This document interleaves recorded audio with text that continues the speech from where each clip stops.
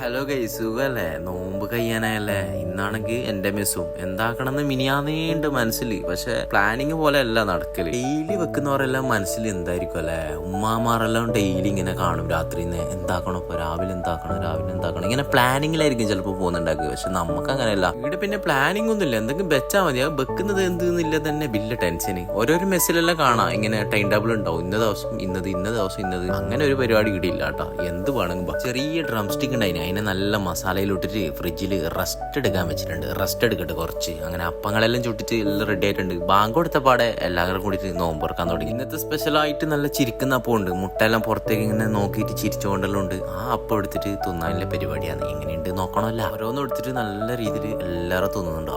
എന്താ ടേസ്റ്റ്! ചിരിക്കുന്ന അപ്പം തോന്നിട്ട് അജ്മലിന്റെ കിളി പോയി തോന്നുന്നു. തങ്ങളെല്ലാം നല്ല രീതിയിൽ തിന്നുന്നുണ്ട് കേട്ടാ. രാത്രിത്തേക്കുള്ള പരിപാടി തുടങ്ങണമല്ലോ. അപ്പൊ മസാല ഇട്ട ചിക്കൻ എടുത്തിട്ട് ഫസ്റ്റ് തന്നെ പൊരിക്കാൻ തുടങ്ങി. ആടെ പൊരിഞ്ഞുകൊണ്ട് കിട്ടും. അതിന്റെ സൈഡിലായിട്ട് പുട്ടും കുത്തി വെച്ചിട്ടുണ്ട്. പുട്ടിന് ആവി പോയിക്കൊണ്ടുണ്ട്. കുറെ കഴിഞ്ഞിട്ടാകുമ്പോ കൊണ്ട് പടച്ചോനായ റബ്ബെ ഫുള്ള് പുകയെല്ലാം വരുന്നത്. സൈഡിൽ നിന്നുണ്ട് തീയെല്ലാം പിടിക്കുന്നു. അപ്പൊ തുണിക്ക് ചെറുങ്ങനെ തീയും പിടിച്ച് ഉള്ളിലാണെങ്കിൽ വെള്ളവും ഇല്ല. സബാഷ്. അതെല്ലാം കഴിഞ്ഞിട്ട് അതിലെ റെഡിയാക്കിയപ്പോ അങ്ങനെ നല്ല ഗ്രീൻ പീസ് കറിയും കോഴി പൊരിച്ചതും പുട്ടുമാണ് ഇന്നത്തെ വിഭവം. നല്ല ചമ്പ പുട്ടും കോഴി പൊരിച്ചതും നല്ല ഗ്രീൻ പീസ് കറിയും.